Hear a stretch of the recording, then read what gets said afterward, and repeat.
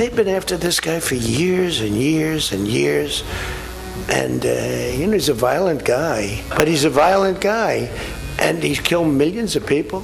Tampoco puede reconocer la legitimidad de una acción militar que es a todas luces ilegal, que viola el derecho internacional y cuyo único objetivo no parece ser otro que el de cambiar un ejecutivo de otro país para apropiarse de sus recursos naturales. Desde el Partido Popular saludamos claramente que Venezuela pueda emprender el camino que se merece hacia un régimen de derechos y libertades y que en un futuro próximo gobierne quien gana las elecciones. No es un presidente, era un usurpador, así que los venezolanos estamos en todas partes del mundo, apoyamos esta acción que permite una esperanza para una transición en Venezuela. No queremos salir de un yugo de Maduro, no queremos tener un yugo o chino o ruso para ahora montarnos uno americano. Espero que venga la Venezuela bonita que yo dejé, espero que venga la Venezuela próspera, la Venezuela de un futuro para mis nietos, para mis hijos. ¿Qué tal? Muy buenas noches. La operación militar emprendida por Estados Unidos, que culminaba con esa detención del presidente venezolano Nicolás Maduro, ha desatado una enorme polarización a nivel mundial. Ahora el objetivo de Trump principal ha pasado a ser Groenlandia. Veremos cómo se desarrollan los acontecimientos, porque Trump nunca se sabe, aunque siempre avisa. Otra cosa es que nos lo tomemos en serio. Volviendo a Venezuela, para algunos gobiernos y líderes de la oposición, la captura de Maduro representa una oportunidad histórica para poner fin a lo que consideran un régimen autoritario. Otros, incluidos potencias como Rusia, China y varios países de América Latina, han denunciado la acción como una violación del derecho internacional y de la soberanía de Venezuela, remarcando que ningún Estado puede erigirse en juez supremo de otro. También España se decanta por esta lectura de los hechos. Bueno, pues incluso dentro de Venezuela y en la diáspora hay opiniones muy encontradas, con sectores que celebran la detección y otros que la consideran una agresión externa con efectos imprescindibles para el futuro e impredecibles para el futuro del país. Eso mismo fue lo que se vivió también aquí en La Rioja, momentos de tensión en Logroño durante una concentración contra los ataques de Trump a Venezuela y la detención de Maduro. Escuchen.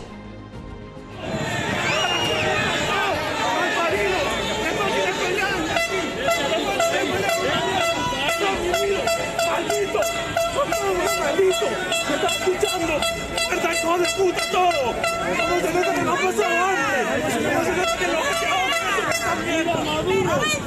¡Hijo de puta! ¡Sin vergüenza! Ahora sí, ¿cómo vais a querer la muerte de vuestros hermanos, hijos de puta?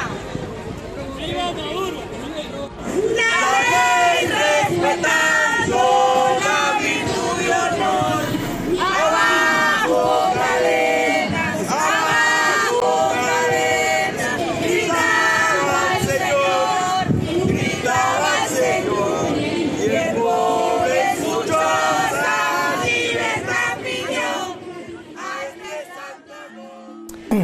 Bueno, pues saludamos a Marcos Mavares, presidente de la Asociación de Venezolanos aquí en La Rioja. Velar, ¿qué tal? Muy buenas noches. Buenas noches, gracias por la invitación. Bienvenido. Bueno, ¿qué pasó exactamente en esta concentración? Estamos viendo a un compatriota, un venezolano, ¿no? Efectivamente. Increpando a aquellas personas que estaban en esa concentración, que hay que decir que estaba convocada por Izquierda Unida. Allí había riojanos, también venezolanos que se quisieron sumar, sí, espontáneos, y ese conflicto con esta persona también venezolana que luego contamos exactamente quién es. ¿Qué se sabe? ¿Qué pasó en esa concentración? Gracias. Hasta donde tengo entendido, efectivamente un compatriota venezolano que no está de acuerdo con la manifestación convocada por Izquierda Unida a favor del régimen venezolano o en contra de la detención del presidente Maduro, ¿verdad? Estaba expresando de una manera muy álgida su deseo de expresar como tal, que era en realidad para él era un absurdo el estar apoyando al presidente o estar en contra de la operación de Estados Unidos. En base, él evidentemente, al igual que casi todos nosotros los que estamos aquí en La Rioja, hemos venido de Venezuela pasando unas necesidades. De hecho, muchos de nosotros solicitamos protección internacional, obviamente por motivos económicos, de seguridad, médicos, donde esto ya tiene 25 años ocurriendo, y nos parecía de alguna manera, en mi opinión ya muy personal, nos parecía de una manera ya un poco absurda de que personas, de que por más que tengan una inclinación política acá en España, no entiendan la posición de un venezolano que tenga más de 25 años sufriendo y padeciendo la condición económica de un país que venía, no queríamos decir que la Cuarta República era muy bonita, pero sí era muchísimo mejor de lo que tenemos ahora. Apoyar el régimen venezolano como estaba ahora y ver la captura del presidente Maduro por una orden de detención que tenía según el Departamento de la DEA de los Estados Unidos, es la apertura de un proceso de cambio, sea político, sea económico. Creemos que sí va a tardar por lo mínimo 5 años, 10 años aproximadamente. Podemos hablar de este manifestante que sentía la rabia, ¿no? Sí. No se sentía identificado con esa protesta, Claro. porque además, según sabemos, este joven fue preso durante 10 meses, estuvo en, a ver si lo digo bien, en la Torre del Sebín, en la Plaza Venezuela, estuvo allí por una protesta que realizó en Sí. su país en el año 2014, y él sufrió esa represión, ¿no? Estuvo 10 meses preso. Sí, hasta donde tengo entendido, así como él, muchos de nosotros hemos sufrido. De hecho, muchos hemos tenido capítulos o temas de inseguridad en Venezuela, que cuando intentamos acceder o hacer una denuncia en el aparato burocrático venezolano de justicia, está parcializado por un tema político. Entonces, tanto así que si tú querías levantar la voz o una opinión adversa al gobierno de turno, en este caso al de Nicolás Maduro o Chávez en su momento, automáticamente te reprimían, buscaban la manera de evitar que esa opinión saliera al aire, tanto por captura o cohesión hacia los medios de comunicación o cohesión hacia los familiares de esta persona, en este caso. Eso se ve muchísimo en Venezuela todavía, y más ahora. Marcos, ¿por qué saliste de Venezuela? ¿Cuál fue tu caso? ¿Cuál es tu caso personal? Yo migré en el 2014 a Ecuador por temas laborales. En el 2017 intento regresar a Venezuela y era imposible, ya la situación económica, la época donde se hacían colas por aceite, papel de baño, pañales, y tuve un episodio, me robaron el coche que tenía en ese momento a pistola, coloqué la denuncia y simplemente el funcionario que estaba me dice: esto no va a proceder, así de sencillo. Ya había visto la degradación del país en 4 años y es donde decido migrar a España. Justamente 4 o 5 días antes de migrar a España me interceptan frente de mi casa, y las mismas personas que habían tenido el coche me habían dicho que si yo volvía a colocar la denuncia iba a ir a peores. 48 horas compré un billete de vuelo y acá en España solicitando protección internacional. Y agradecido por la recepción, de verdad que me ha ido bien. Gracias. ¿Viniste solo? Vine solo, vino mi pareja antes, estaba embarazada, tuvimos la niña acá, y agradecido de verdad por este estilo de vida ya un poco más normal, donde hay libertad de expresión, donde podemos expresar nuestro punto de vista sin importar si es adverso al tuyo o al de cualquier otra persona. Bueno, ¿cómo tomas entonces la noticia de la captura de Nicolás Maduro? Era algo que yo particularmente, o todos los venezolanos, sabía que podía pasar algo. Teníamos un desvén, ¿cómo decirte? Ya estábamos perdiendo esperanza. Ahora bien, al ver la noticia el día 3, te costaba creerlo. Te costaba creerlo porque ya habían pasado muchas figuras políticas donde vendían fe y esperanza, y en realidad simplemente lo que le estaban haciendo era una contrajugada política al régimen. Lo llamamos nosotros la oposición o el chavismo azul, por decirlo de alguna manera. ¿Qué es lo que pasa ahora? Sabemos que no es simplemente una operación de captura y extracción, lo que le hicieron al presidente Maduro con su esposa. Siempre quiero estar claro que la verdadera oposición venezolana, que me identifico, estamos en contra de la violencia ceñida, con alevosía, no.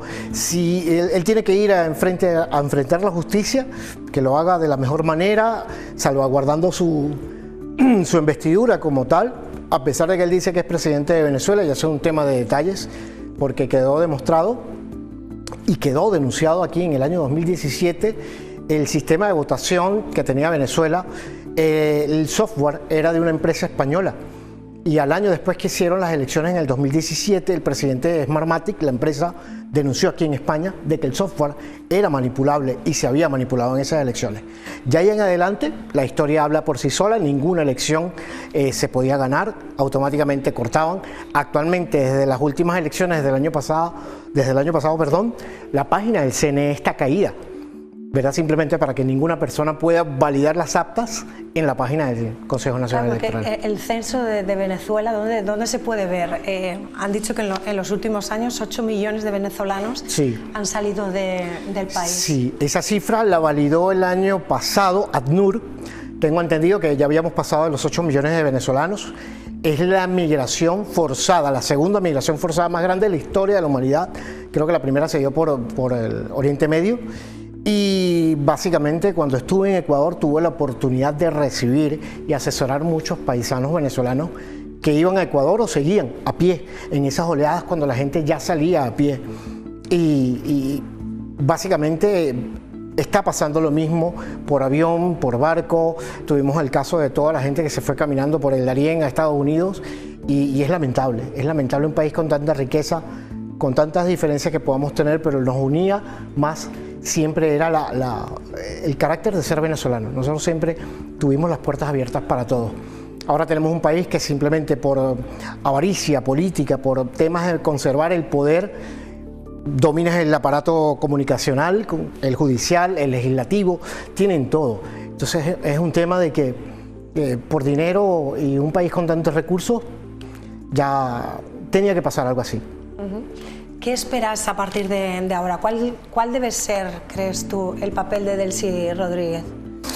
Es difícil de decirte porque a partir de la extracción del presidente Maduro, de Nicolás Maduro, nadie oficialmente ha dado una ruta segura de cuál es la operación que se va a seguir. Por el lado del oficialismo o de parte del poder, simplemente Delcy Rodríguez se da la investidura de vicepresidenta porque era la vicepresidenta, pero no hay algo claro que se vaya a hacer.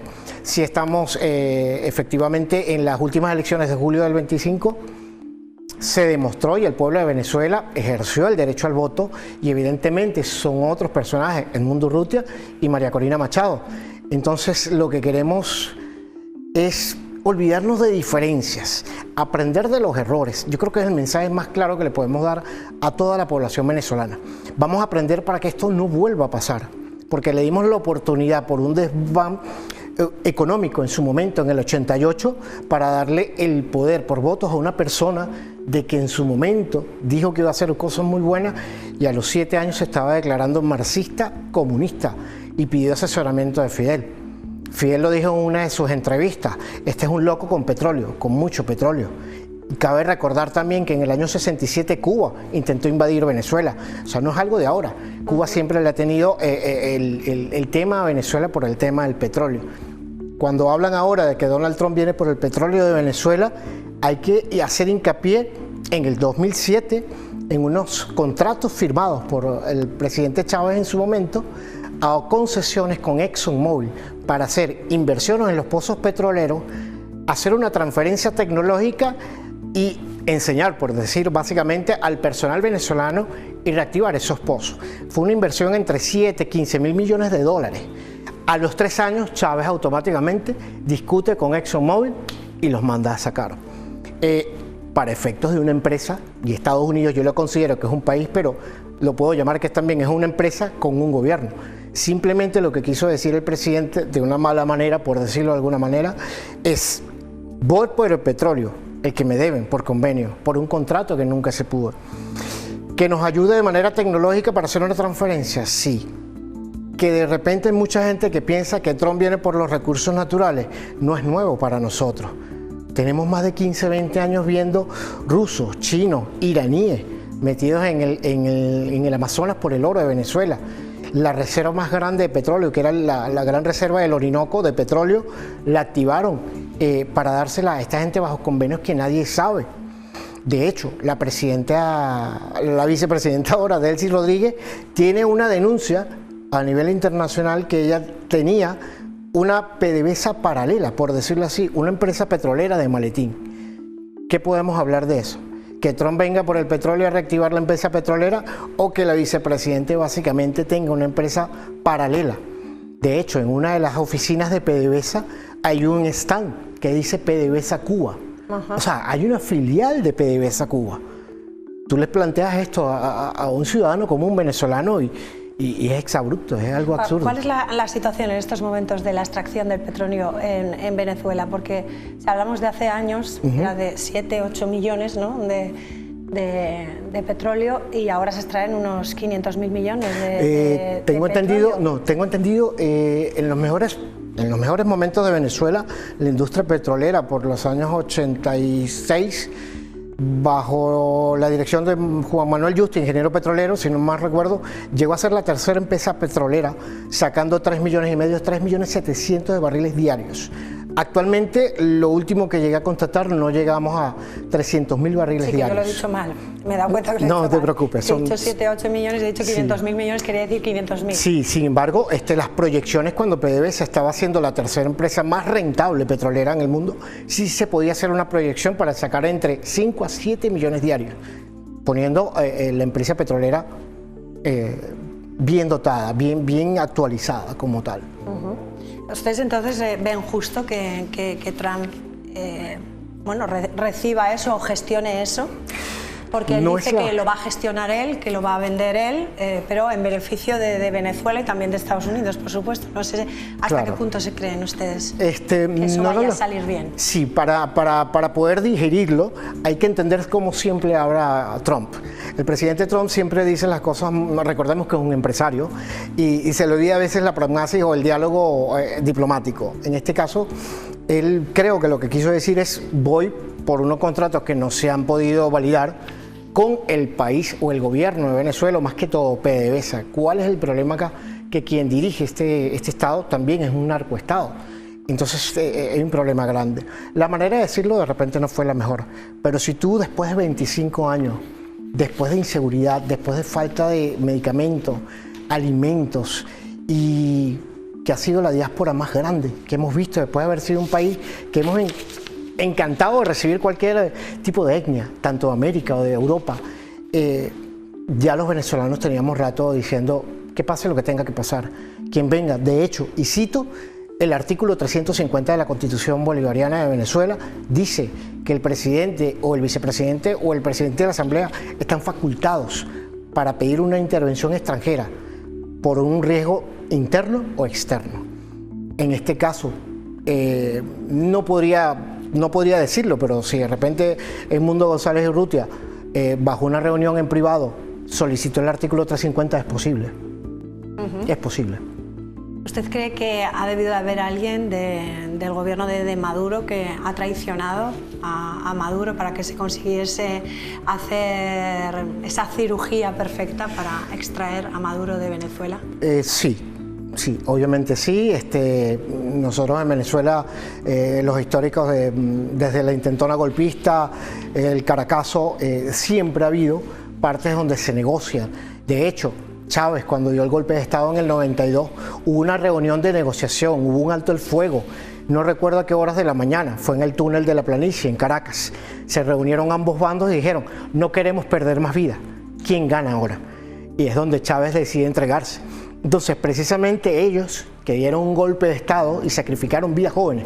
Cuando se habla de vidas inocentes, recordamos que Chávez y Diosdado Cabello también generaron un golpe de Estado y mandaron al regimiento de paracaidistas a caer sin saber a dónde iban por unas prácticas, dicho por ellos mismos. Entonces sacrificaron vidas inocentes. El tema de las vidas inocentes aquí es de parte y parte. Entonces ahora, en el momento de la historia, les toca a ellos asumir una responsabilidad de que dieron órdenes para eso. Que alguien se haya puesto alineado para una operación, para extracción de Maduro, yo creo que sí. particularmente. Ya mi opinión muy personal, obviamente, muy claro que sí, porque solamente pereció el anillo de seguridad interno, que era netamente cubano.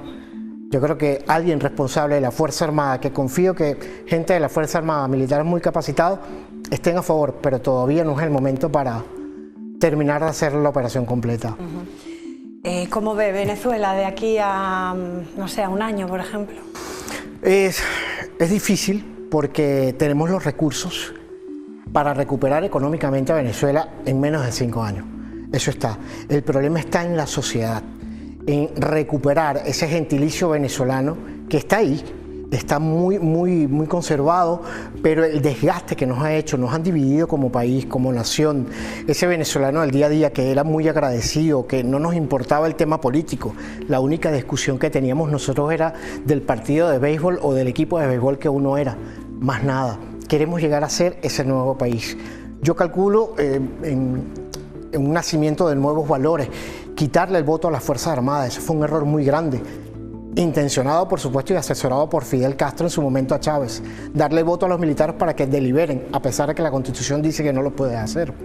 Y automáticamente sería quitarle el voto a los militares, concientizar a las nuevas generaciones de las Fuerzas Armadas y grupos de seguridad y a la juventud como tal, de que no importa la decisión política, el bien debe ser en conjunto del país. ¿Volverías a Venezuela? Es difícil. ¿O qué tendría que pasar en Venezuela para volver? Es difícil. Yo visualizo 10 años. Mi niña es española. Es una experiencia muy bonita. Y haces vida. Yo prácticamente tengo 7 años. Hay venezolanos que salieron desde la primera vez, 15 años, ya has hecho vida. Pero yo calculo que la mitad de los venezolanos que están en España, por lo menos, o en Europa, sí se estarían planteando en buscar la manera, porque los venezolanos somos muy emprendedores, de hacer alguna operación comercial, algún negocio. Sería ideal de que yo como ciudadano venezolano y ahora español también, poder crear un tipo de negocio. ¿Por qué yo no venderle vinos a Venezuela? ¿Por qué no llevarme embutidos de acá de La Rioja también? Entonces es de pensar, es de aprender. Nosotros de donde aprendemos todo un poquito, lo hacemos para producir y que todas las partes salgan ganando. Ese es el espíritu del venezolano como tal. En esa transición que necesita Venezuela, ¿ves unas elecciones pronto? ¿O crees que Delcy Rodríguez es la mujer que en estos momentos, que además está impedida en entrar en Europa, sea una buena interlocutora para negociar por Venezuela? Yo creo que no. Yo creo que no, porque sabemos que si hubieron unas elecciones en julio y existe un presidente electo, más no que ha asumido el cargo, la transición va a ser hacia este presidente, Edmundo González Urrutia y María Corina Machado. El tema es que como ha sido un Estado corrupto, cada parte del poder tiene acceso o tiene control a una parte económica del país. Una parte es narcoestado, una parte es el oro y la extracción, la otra parte maneja el petróleo, la otra parte maneja el poder judicial. Entonces poder desmembrar uno a uno va a llevar un poco de tiempo para poder hacer esa transición. Y que siempre para poder hacer esta transición hay que poder tener el control de las armas. Llamo simplemente como ejemplo lo que pasó en Panamá. Panamá pasó algo muy parecido. ¿Qué tiempo se quedó Estados Unidos? 10 años. 10 años se quedó Estados Unidos. ¿Sirvió? Sí, porque si no va a pasar lo mismo en cuestión de 2 años. Yo considero que si una intervención de Estados Unidos para tomar el control de orden, con prioridad de orden más que todo sobre las Fuerzas Armadas, debe hacerse. Debe hacerse porque también tenemos grupos paramilitares, tenemos guerrilla, tenemos grupos armados que coaccionan. La Fuerza Armada ya dejó en una situación de intervención extranjera, no hicieron nada. ¿Por qué? Porque la Fuerza Armada y el Ejército fueron medidos en 15 años, 20 años para doblegar un pueblo, para reprimir un pueblo, no para defender una nación. Y a la prueba está. Marcos, ¿estás esperanzado? Totalmente. Sí. Pues me quedo con esa sonrisa. Bueno, como la transición, podemos decir, tiene que empezar. Hay muchos días en los que podremos hablar. Sí. Estaremos pendientes de qué es lo que pasa, porque esto tiene una velocidad de vértigo, puede pasar cualquier cosa. Cualquier cosa, momento. sí, cualquier cosa que diga parte del gobierno actual automáticamente puede hacer una reacción en el gobierno de Trump para hacer una segunda intervención, que lo han dicho. La segunda intervención, el segundo golpe militar, está a la vuelta de la esquina. Todo a ver, por eso es que yo creo que nadie ha dicho nada todavía. Gracias, Marcos, un Gracias placer. a ti también, muy amable. Gracias, buenas noches. Seguiremos en contacto. Claro que sí. Gracias. Bueno, hacemos una pequeña pausa y regresamos. No se vayan enseguida con la tertulia. Hasta ahora.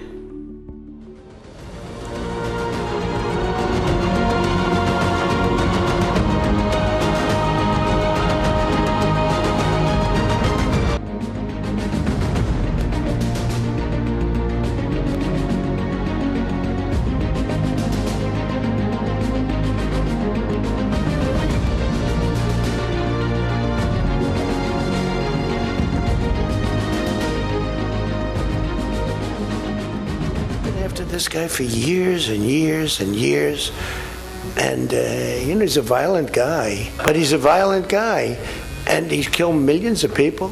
Tampoco puede reconocer la legitimidad de una acción militar que es a todas luces ilegal, que viola el derecho internacional y cuyo único objetivo no parece ser otro que el de cambiar un ejecutivo de otro país para apropiarse de sus recursos naturales.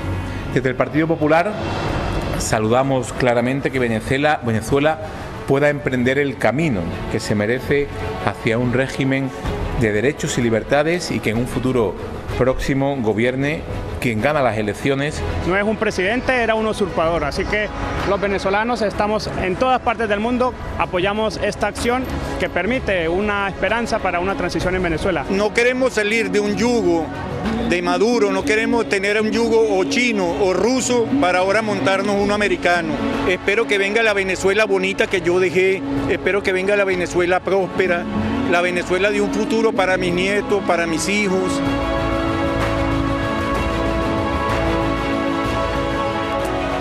Bueno, pues estamos ya de vuelta. Vamos a saludar a Fran Rodríguez Peña. ¿Cómo estás? Buenas noches, bienvenido. Feliz año. Feliz año, que además yo he empezado el programa hoy y no he felicitado a nadie el año. Mira. Así que feliz año a buenas todos. Noches. Ángel, igualmente, ¿qué tal? feliz año. Buenas noches, bienvenido. María, Diego feliz Luis, año. ¿qué tal? Buenas noches, feliz Hola, año buenas noches, también. feliz año. Y Marcos, que no nos hemos dicho nada, feliz año. Bueno, feliz año. Gracias. Gracias, igualmente a todos. Igualmente. Bueno, hemos dicho que, lo hemos visto, ¿no?, que esa operación militar emprendida por Estados Unidos, que culminaba con esa detención del presidente venezolano de Nicolás Maduro, desataba una enorme polarización a nivel mundial. También veíamos eso aquí en La Rioja, porque dentro de Venezuela, entre los propios compatriotas y también en la diáspora, hay opiniones muy encontradas, con sectores que celebran esa detención y otros que la consideran una agresión externa con efectos impredecibles para todos ellos. Y eso fue lo que se vivió aquí en La Rioja, momentos de tensión en Logroño durante una concentración contra los ataques de Trump a Venezuela y la detención de Maduro. Vamos a verlo.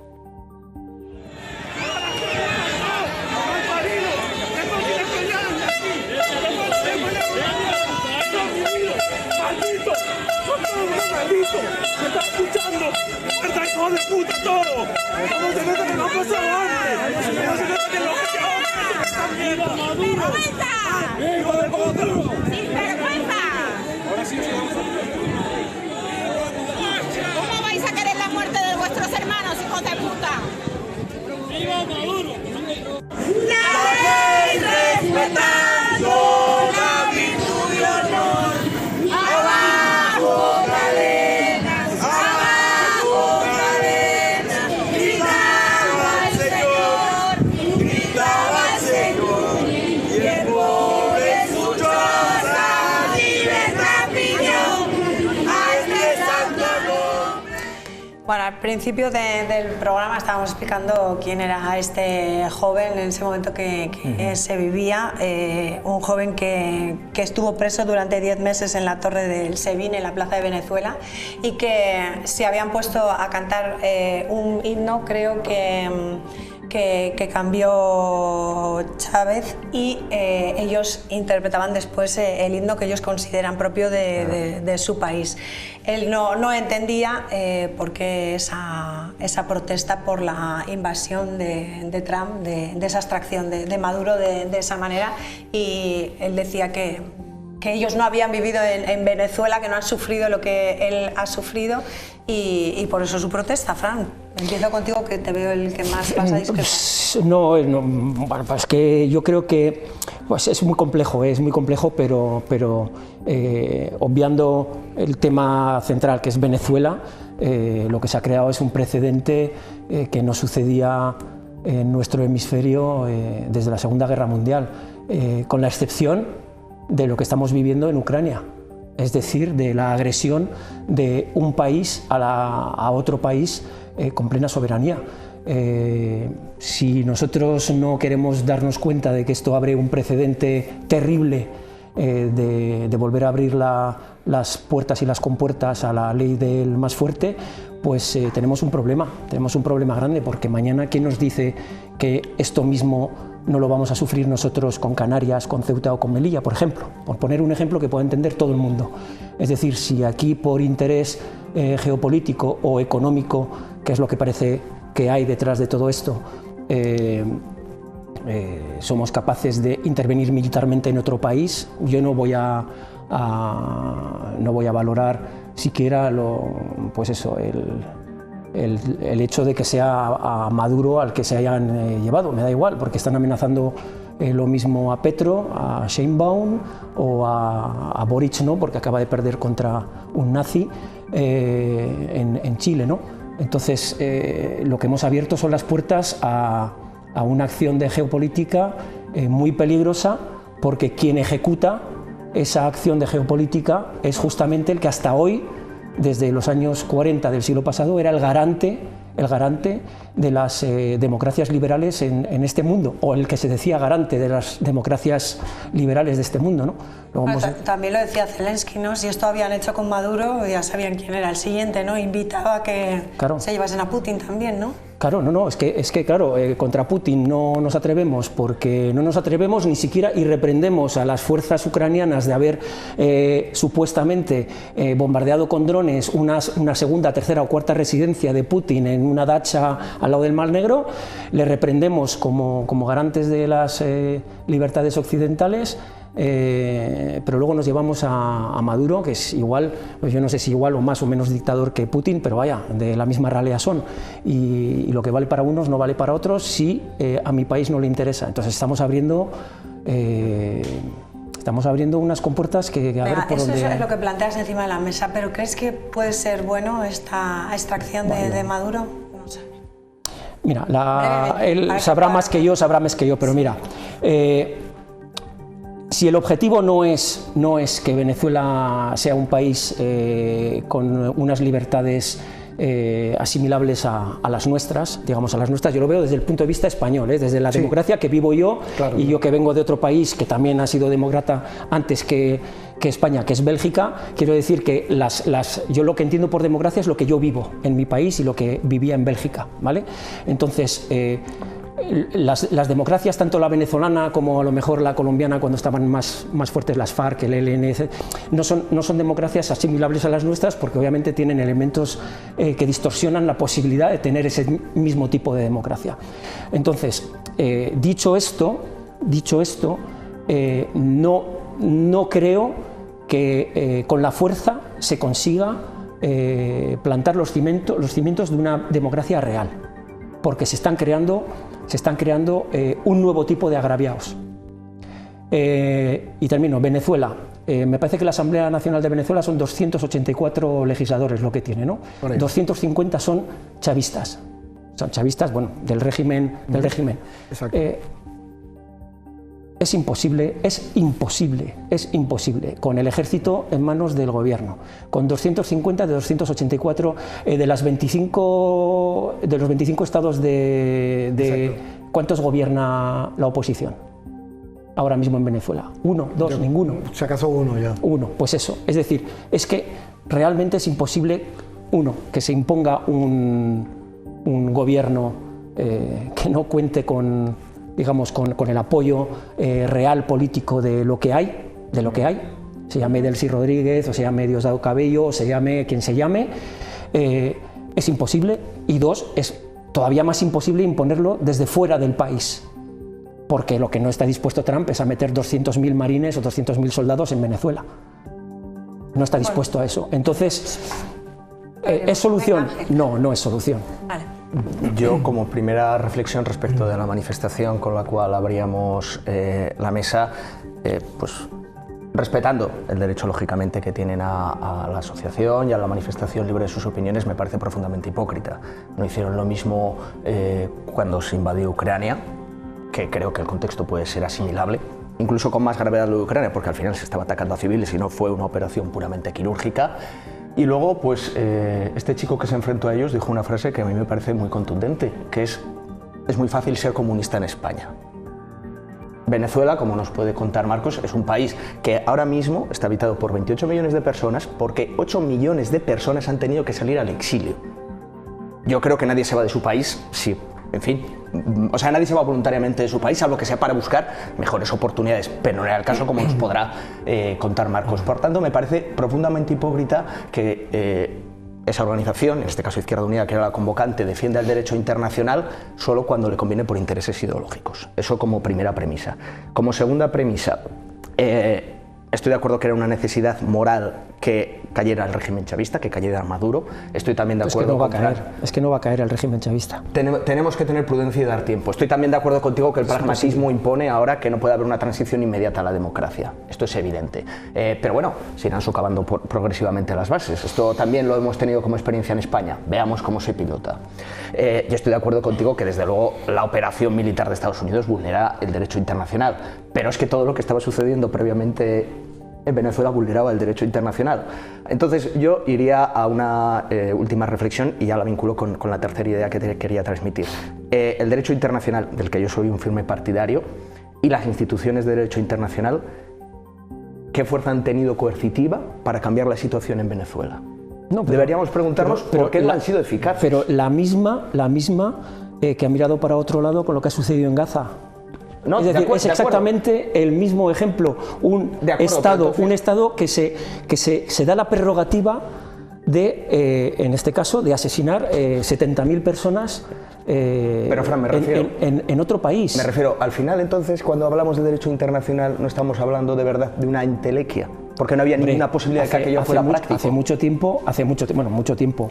Desde luego, yo creo que con Donald Trump es muy difícil hablar de derecho internacional cuando se pasa por el arco de triunfo, por ejemplo, a la ONU, y lo que diga la ONU, lo que digan los demás países. No, pero es que tiene derecho de veto.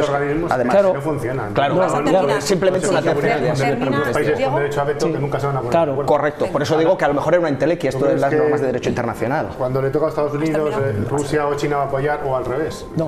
Tienen unos derechos a vetos que nunca va a ser efectivo y nunca va a ser pragmático lo que se puede hacer en una institución como la ONU, porque no funciona. Yo creo que, a ver, sinceramente, aquí hay dos caras en esta moneda.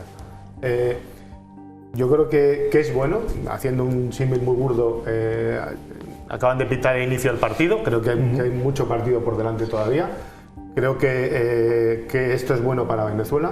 Si realmente Trump, su objetivo económico, político y estratégico es hacerse con el poder económico, que también está ahí detrás, seguramente. No, es un objetivo. Es su principal. También es un objetivo. No se ha escondido. No se ha escondido. Una comunicación muy clara. Ya va. Pero bueno, si permite propiciar otro objetivo. Yo creo que eso va a llevar consigo acarreado otra serie de cambios que se tienen que ir produciendo en la escala. Tardarán más o menos, pero se tienen que ir produciendo. Con el poder económico dentro del país, yo creo que esos cambios tienen que empezar a producirse de alguna manera u otra. Ahora, lo que sería un suicidio, lógicamente, es tratar de imponer un gobierno con los que fueron elegidos democráticamente en las urnas, que sin tener ningún tipo de poder dentro del país hubiera llegado a una guerra civil. Yo creo que ahí los asesores de Trump han sido inteligentes y lógicamente esto tiene que llegar a un proceso. Mal menor, tampoco tenían otra opción. No tenían otra opción. Pero pragmático. Ya te digo, no están dispuestos a que muera ningún soldado americano. Lógicamente hay que ser pragmáticos. Yo creo que con el poder económico llegarán una serie de cambios que se producirán. Yo espero que en un tiempo corto, pero tendrán que producirse. Y yo creo que Trump de momento va en esa dirección. Y la cruz, desde luego, es que al final yo creo que esto son amiguetes. Putin y Trump son amiguetes y quieren volver a lo que había hace muchos años. Sí, una Guerra Fría, una política de bloques, mi área de influencia es mía y yo necesito controlar esta parte del globo, tú tienes tu influencia y no me voy a meter lo tuyo, tú no te metas en lo mío, y nos miramos y nos tocamos, ¿no? Esto es muy peligroso porque al final estamos dando pasos hacia donde quiere ir Putin, que es hacia eliminar la OTAN, de facto. Lo de Groenlandia puede ser el paso definitivo. Hombre, ahí ayudaría a Trump a eliminarla. Hombre, claro, hay que la eliminaría sería Trump y connivencia. Sacamos un tratado que en principio defiende Europa y creo que es bueno para todas las potencias, ¿no? Y dejaríamos el globo a merced de Rusia, de China y de Estados Unidos. Y tiembla Taiwán, a ver luego... No, Taiwán le acaban de dar carta de naturaleza a China para hacer con Taiwán lo que ha hecho Ojo, Corea del Sur, Japón, que tiene enemigos enfrente. Cuidado, lo que puede convertirse, al final, en los conflictos entre naciones. O sea, puede ser muy peligroso. Por eso la OTAN y tener unos garantes internacionales es bueno.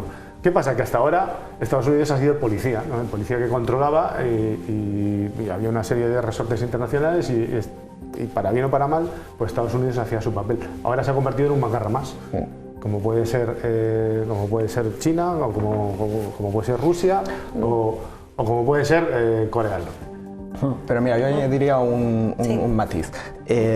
Diego, cuando hablabas precisamente de Estados Unidos, China, Rusia, yo creo que el precedente que han marcado, y están marcando estos tres países, es que vuelven a jugar a política de imperios, no de Estados-naciones, que es la que hemos conocido durante el siglo XX y buena parte del siglo XIX. Claro, mi pregunta es, ante esos precedentes, ¿nosotros reaccionamos y tomamos una posición que nos permita defender e incluso tomar la iniciativa? ¿O seguimos apelando a aquello que ha fallado y ha demostrado que no funciona? ¿Qué quiero decir con esto? Iberoamérica, por ejemplo, si en lugar de estar atomizada en diferentes estados tuviera una cohesión interna mucho más poderosa la que tiene, incluía a todos los estados hispanoamericanos, a Brasil, a Portugal, a España. Si la Unión Europea tuviera una cohesión interna, una verdadera integración mucho más fuerte de la que tiene, yo estoy convencido de que Estados Unidos no podía tomar determinadas acciones que ha hecho, porque nosotros seríamos una potencia realmente que puede defender. Pero llevan sembrando muchas décadas, no es algo de ahora. Por ejemplo, lo que sucede, tú has vivido ahí, has nacido allá. Primero, España, tenemos que tener mucho cuidado con nuestro discurso en Hispanoamérica.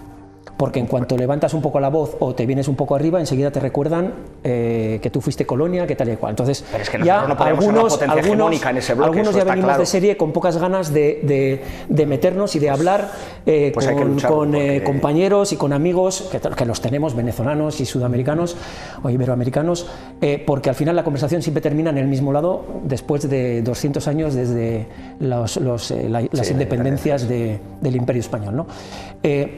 Desde entonces, desde 1821, por ejemplo, con la independencia de México, en 1841 ya habían perdido parte, bueno, todo lo que es Norteamérica, que es ahora Estados Unidos. Es decir, en 20 años, independiente México, porque simplemente los ingleses, los británicos y las 13 colonias norteamericanas consiguieron entonces lo que buscaban, que era balcanizar Hispanoamérica. Totalmente. Es decir, con la Nueva España, con la Gran Colombia, tal, no podían ni siquiera soñar en que eso fuera su patio trasero de su casa. Totalmente. En el momento que consiguieron dividir eso en no sé cuántos estados son, 27 o 26 estados, no sé cuántos hay ahora, pero veintitantos estados en Sudamérica y Caribe, ya tenían conseguido lo que querían, que es exactamente lo que quieren hacer ahora, y es lo que salió en el mes de diciembre en el famoso informe de política exterior de los Estados Unidos, que quieren hacer con Europa, con la Unión Europea, es decir, dinamitar la OTAN, dinamitar la Unión Europea para que seamos más dependientes de esta nueva era de grandes bloques. Yo creo que, hombre, los que somos y los que hemos sido, que no somos sospechosos de haber sido grandes europeístas porque somos fruto de Europa. Yo soy el mejor ejemplo de lo que es ser fruto de Europa, es decir, nacido en otro país, de padres inmigrantes, que he podido representar a mis ciudadanos en una comunidad autónoma en la que no he nacido. Es decir, esa Europa con la que se soñó después de la Segunda Guerra Mundial para que no volviera a pasar lo que pasó durante la Segunda Guerra Mundial y la Primera Guerra Mundial en Europa, es lo que ahora está en discusión. Y está en discusión también en Venezuela. porque Venezuela solamente es uno de los ejemplos de lo que puede pasar. Venga, Marcos. Bien, ¿qué tal? Gracias por la oportunidad. Interesante el punto. Cuando hablamos de las instituciones internacionales, después de las elecciones del julio del año pasado, se le solicitó a la OEA, por favor, tomara una carta de recluso o una intervención, y 16 países se abstuvieron del voto. Fue básicamente decirle a esos 28 millones que estaban allá y a los 8 millones que estamos afuera, no tenemos a nadie. Súmale eso, 25 años de agresión física, agresión institucional, económica, de medicina, y los venezolanos ya teníamos más de 5 años, me atrevo a decir, desde que empezó la migración forzada en Sudamérica, que la gente se iba caminando, ya el venezolano de a pie, el común, te decía que pase lo que tenga que pasar, que venga, que es anticonstitucional porque es un Estado soberano. ¿Soberano por quién? ¿Soberano por quién? Si lo vemos desde afuera, sí, es cierto. Aparece alguien que se dice llamar policía. Nosotros estamos muy claros, los venezolanos, de quién es Estados Unidos. Estados Unidos, apreciación personal, es una empresa con Estado. Es una empresa, es un Estado privado que tiene un gobierno. Y con sus intereses propios, por supuesto. Obviamente, nosotros lo saboreamos y lo vivimos en los años 60, 70. Quien levanta la industria petrolera es Estados Unidos a través de transferencia tecnológica. Y se vio y se vieron los frutos de esa transferencia tecnológica. Simplemente era un hermano mayor, por decirlo de alguna manera. Estás en mi patio trasero, tienes recursos, te transfiero tecnología, y simplemente que nuestro sistema económico dependía del petróleo y de algunos recursos naturales. Sí, nuestra economía parecía mucho a la de Estados Unidos en el sentido de que pudiéramos haber, nosotros los fines de semana en la buena época de Venezuela pasábamos el fin de semana en Miami.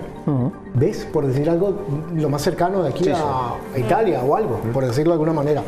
Eso lo saboreamos, lo mantenemos todavía en la memoria, y todavía un chico que haya nacido de 20 años y lee la historia de Venezuela sabe que lo puede volver a hacer. Nacido en este periodo de gobierno de decirlo de alguna manera, de destrucción, por decirlo, soberana. ¿Por qué? Cuando hablamos de soberanía de un Estado que viene a alguien y influye y se lleva a un que dice ser presidente, ¿verdad? Un narcogobierno. Tú le preguntas a ese venezolano que tiene 7 años padeciendo ese mal, te va a decir que venga quien tenga que venir, porque ya llegamos al punto de estar hartos como nación, como ciudadanos. ¿Qué hacemos los 8 millones que estamos afuera? Dar lo mejor de nosotros, contar la verdad, contar. Nosotros no somos de... Este tipo de manifestaciones estaban ocurriendo en el espolón. Ya el venezolano de los 8 millones ya sabe cómo actúa el régimen. Lanza siempre unas contramarchas, unas contramedidas, pagadas, obviamente. Yo agarro un puñado de esas personas que estaban ahí y ninguno sabe dónde queda el hospital militar en Caracas. Ninguno sabe dónde queda el oncológico infantil. Nada, detalles así, gente que es pagada. ¿Qué es lo que pasa? La idea de hacer estas marchas o estas contramarchas es simplemente conseguir una persona que sí esté enardecida y buscar un enfrentamiento, para que el titular sea la oposición venezolana es la que busca problemas. Ya a nivel mundial, todos los que estamos en Europa nos hemos comunicado, no vamos a caer en ese juego. Es la misma receta. Cuando nombraste España me llamó la atención, la misma receta, con los mismos ingredientes, diferentes actores. Cuando ves hablando del gobierno de repente, con mucho respeto a España, pero cuando hablas que le dan un inciso al medio de comunicación o a los medios de comunicación es como decirte, tú no hablas más de ahí. También al sistema judicial, tratando de ver, esta gente cuando está bien asesorada y creemos que se equivocan, no se equivocan. Ellos lo hacen adrede para tratar, importante, las 10 normas del manejo de masas. Distrae y gana tiempo. Cuando ves la dictadura en Venezuela, es todo lo que han hecho, es lo que están haciendo ahora. Delcy Rodríguez, y termino con esto en esta intervención, se autoproclama. ¿Por qué? Porque entre comillas es la vicepresidente, está bien, se proclama. Pero de eso a dar unas declaraciones, dijo una declaración castigando la intervención para llevarse a Maduro. Y al otro día estaba pidiéndole a Trump que trabajemos en conjunto. No hay una agenda. No hay una agenda. María Corina tampoco se ha... Y Marco Rubio, que es el que dijo que iba a llevar la rienda, ninguno de los 3 puntos Yo creo de todas maneras respecto de esas declaraciones que puede haber un poco de escenificación, Marcos, quiero decir, porque Delsi tampoco puede ahora de pronto decir que se pone a disposición absoluta de Trump porque a lo mejor se la revelan los militares o las fuerzas chavistas más integrales. Por eso digo que yo creo que también hay un poco de juego de escenificación por todas las partes, claro. Por todas las partes, incluida Marcos Rubio también. ¿Es un gobierno chavista o es otra cosa? Pues de momento chavista. Como se ha comportado en el momento chavista, no podemos decir otra cosa. Es que, a ver, veamos cómo avanza. Pero... De todas formas, bueno, estando en parte de acuerdo con lo que acabas de decir,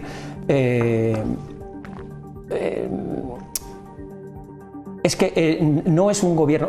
Primero que, o sea, el chavismo lo entienden los que han vivido los últimos 20 años de la política venezolana, porque yo lo veo desde fuera y lo puedo analizar como puedo analizar la política de Ucrania, que no me había interesado Ucrania absolutamente nada hasta que en 2014 Rusia dijo me quedo con Crimea. Yo no sabía ni dónde, sí sabía dónde estaba Ucrania, obviamente, porque he estudiado historia, pero no me interesaba absolutamente nada porque siempre ha sido de la parte ajena a nuestro ámbito occidental europeo, ¿no?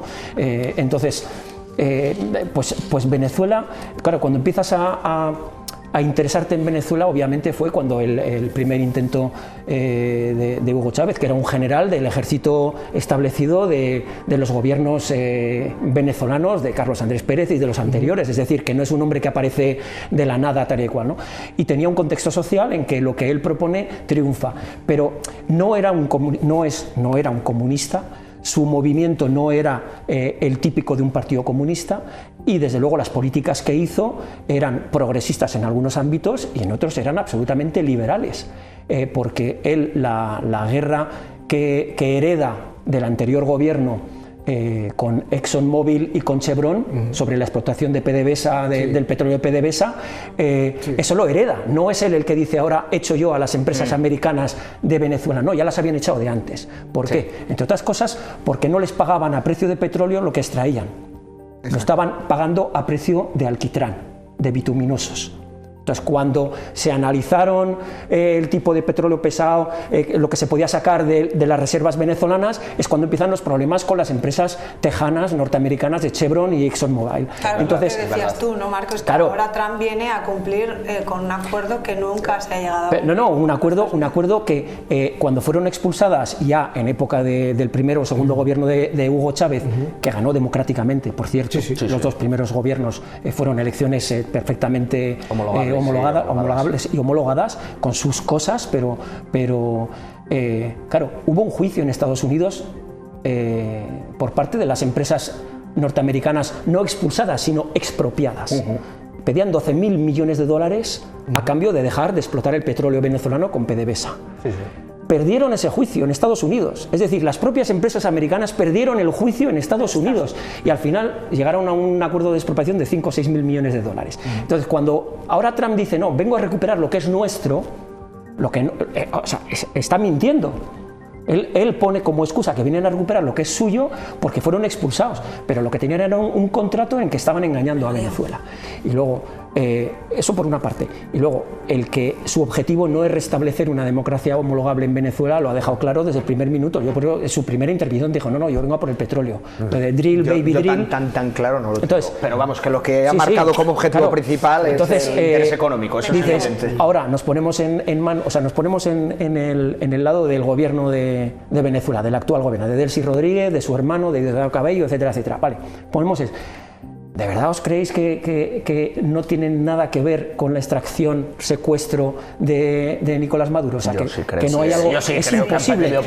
Es imposible. Estaba en Moscú, Delcy Rodríguez. Es imposible. Mientras se realizaba la operación. Entonces, ¿qué va a pasar si no sabemos lo que tienen hablado entre ellos? Que no sé lo que hay dentro. Yo cuando veo esa detención, cuando veo cómo se lo llevan, y cuando veo tan tranquilo, entre comillas, a Maduro, presiento que hay algo más detrás. Algo hay. Que algo más detrás, como que puede ser un tipo de salida negociada, digamos. Que al final, yo creo que en un juzgado en Nueva York, claramente determinarán que esa detención es ilegal, que Estados Unidos ha sobrepasado todos los límites que se puede sobrepasar, además un ciudadano que no es norteamericano nada, han entrado en un tercer país, en principio soberano. Yo creo que esa es una salida que Maduro tiene negociada de alguna Parece. Pero de momento la Fiscalía de Nueva York, que lo ha llevado, o que supuestamente es la causante de haberlo llevado a Nueva York, de los 32 cargos por narcoterrorismo, tráfico de drogas, tal y cual, ya ha retirado 30. Ahora resulta que el cártel ese de los soles que no existe. Eso de antes de ayer. Es decir, ¿cómo 2 días después de llevártelo a punta de metralleta, en unos helicópteros sin que pegue ni un solo tiro el ejército venezolano, las defensas antiaéreas, la aviación venezolana, nada? Pues entraron, se lo llevaron. Esto es muy sospechoso. Era el barniz de legalidad. Y es lo que digo yo. Cuando digo que ni lo necesitaban. Entiendo cómo sentían el aliento pues, Maduro y el gobierno venezolano de Trump detrás. ¿Qué puede haber detrás y en qué va a derivar todo esto? Todavía está en el aire, ¿no? ¿Qué puede haber detrás? Como te dije, hablando como venezolano, es un clan, se han repartido los poderes económicos, judiciales y todo para trabajar en un buen conjunto.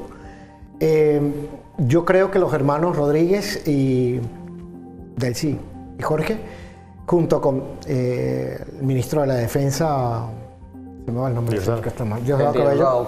Diosdado Cabello, están buscando algún tipo de canje ya interno para ver cómo terminan, porque ellos saben que una vez que tengan la cabeza de Maduro para poder negociar, va a hablar. Así como habló el Pollo Carvajal, que era su jefe de inteligencia, y dio unos detalles muy precisos donde estaban todas las ubicaciones de los radares y todo, o cómo operaban. Yo creo que la parte de que van a entrar con la excusa de que sea la DEA es para hacer hablar a Maduro, para desmembrar el grupo como tal. Tiempo, no te podría decir. La gente en Venezuela está con el mismo eslogan, que pase lo que tenga que pasar, que no mueran vidas inocentes, y pérdidas van a haber siempre. Van a haber lamentablemente, pero como tú le dices, no, pero vidas inocentes, 30 personas que murieron, que eran cubanos, del anillo de... Bueno, eso es lo que nos están contando, pero bueno. Eso es lo que se está contando, pero es muy cierto, una operación, según, hasta donde he podido ver videos, 18 helicópteros a Fuerte Tiuna, 180 aeronaves que decreta o dice Estados Unidos, es un movimiento muy militar que entró como Pedro por su casa.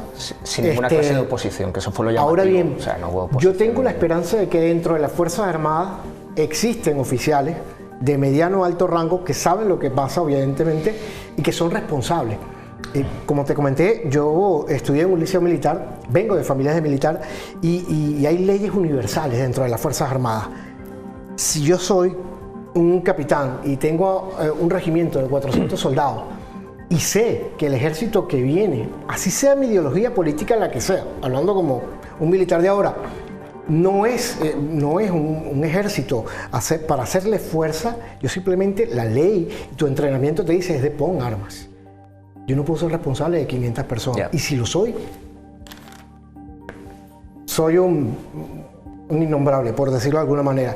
¿Qué creo que está pasando? Que la Fuerza Armada aprendió desde el 2017 que salir a reprimir y dejar gente inocente no está bien.